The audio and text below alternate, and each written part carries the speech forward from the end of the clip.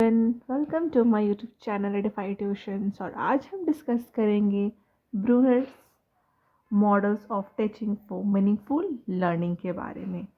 Jerome Bruner, इनका एक American psychologist है जिनकी थ्योरी को डिस्कवरी लर्निंग थ्योरी भी कहा गया है, और इसके साथ साथ इनको कॉग्निटिव डेवलपमेंट थ्योरी भी कहा गया, क्योंकि उन्होंने अपनी थ्योरी में एक discovery oriented teaching learning process के बारे में बताया है, एक डिस्कवरी लर्निंग के बारे में बताया है बच्चों के लिए।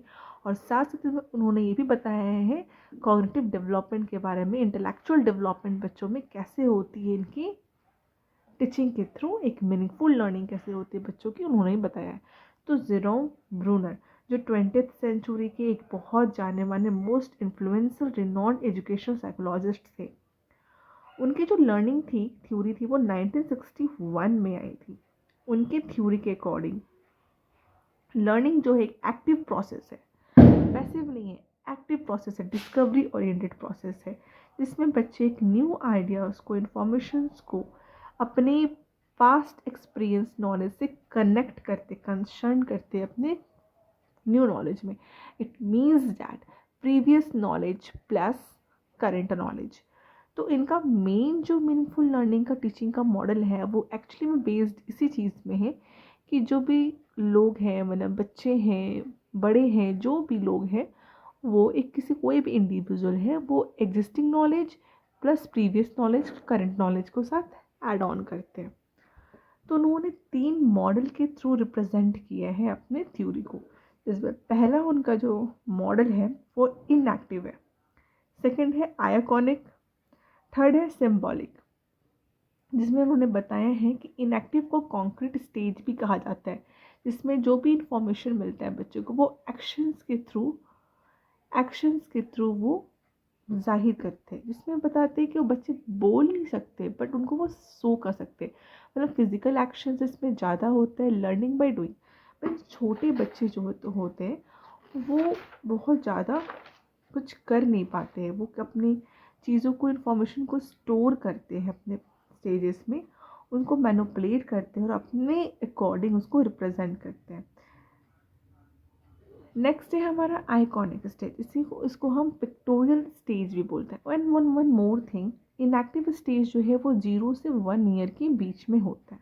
नेक्स्ट है हमारा आइकॉनिक स्टेज, जिसको हम पिक्टोरियल स्टेज भी कहते हैं, जो 1 से 6 ईयर के बिटवीन में होता है। ये हमारे प्रेजेंटेशन का सेकेंड स्टेज है, जो कि तुम्हारा 6 साल के बच्चों तक में, 1 to 6 ईयर के बच्चों तक में रहता है।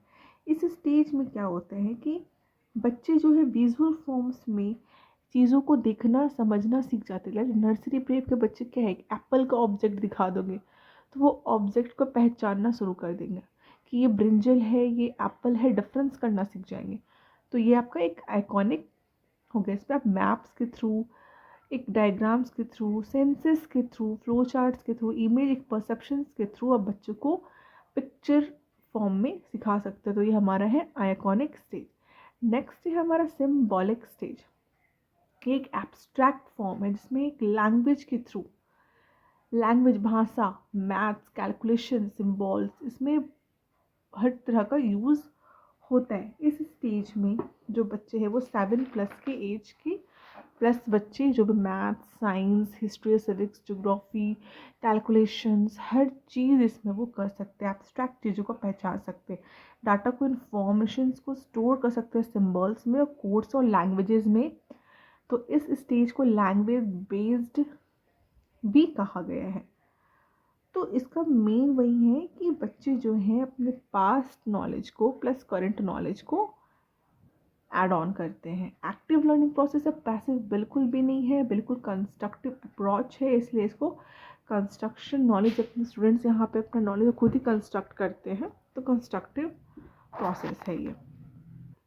इसके साथ साथ जेरोम ब्रूनर जी ने एक अपने अकॉर्डिंग एक करिकुलम को डिफ़ाइन किया है, जो है हमारा स्पाइरल करिकुलम।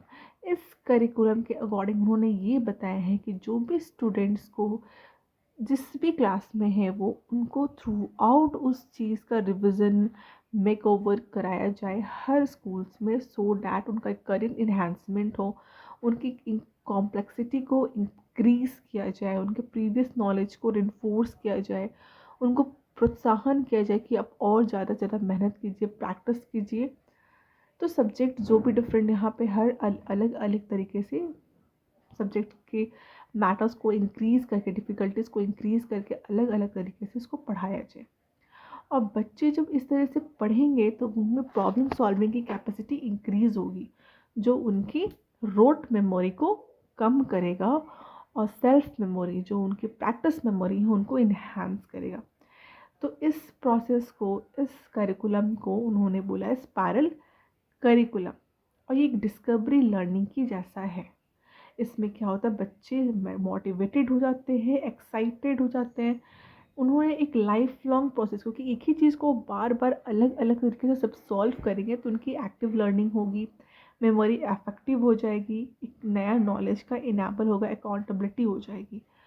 तो फिलहाल जेरोम ब्रूनर ने इतना ही 3 मोड्स ऑफ रिप्रेजेंटेशन दिया था और स्पायरल कैरिकुलम के बारे में बताया था। अब हम पढ़ेंगे कुछ इनकी एजुकेशनल इम्प्लीकेशंस के बारे में। First of all educational implication Jerome Bruner का ये है कि जेरोम ब्रूनर का मेन जो थ्योरी का उद्देश्य ही था एक मीनिंगफुल लर्निंग देना बच्चों को। सेकेंड, इनकी जो डिस्कवरी लर्निंग थ्योरी थी, इनका था कि जो भी बच्चों को सिखाए वो लर्निंग बाय डूइंग पे बेस्ड हो, बच्चे खुद से सीखे, कंस्ट्रक्टिविस्ट हो, बच्चे खुद से सीखें। सेकेंडली, थर्डली, कि उनमें एक थिंकिंग, चाइल्ड की जो बच्चे की थिंकिंग है, प्रॉब्लम सॉल्विंग स्किल को ट्रांसफ़र किया जाए, इंक्रीज़ किया जाए। बच्चे ज़्यादा से ज़्यादा सोचें, उनकी थिंकिंग कैपेसिटी इंक्रीज़ हो, उनके नॉलेज, एक्टिव नॉलेज इंगेजमेंट हो, बच्चों में एक्साइटमेंट क्रिएट हो, सेल्फ मोटिवेटेड बने, उनकी जो मेमोरी हो इफेक्टिव हो और न्यू लर्निंग की तरफ आगे बढ़े। बच्चे क्या पढ़ रहे हैं, क्या सीख रहे हैं, उसकी अकाउंटेबिलिटी उनके पास होनी चाहिए। तो इस वीडियो में फ़िलहाल इतना ही। मिलते हैं नेक्स्ट वीडियो के साथ। अगर वीडियो पसंद आए लाइक शेयर कमेंट ज़रूर कीजिएगा। Thank you.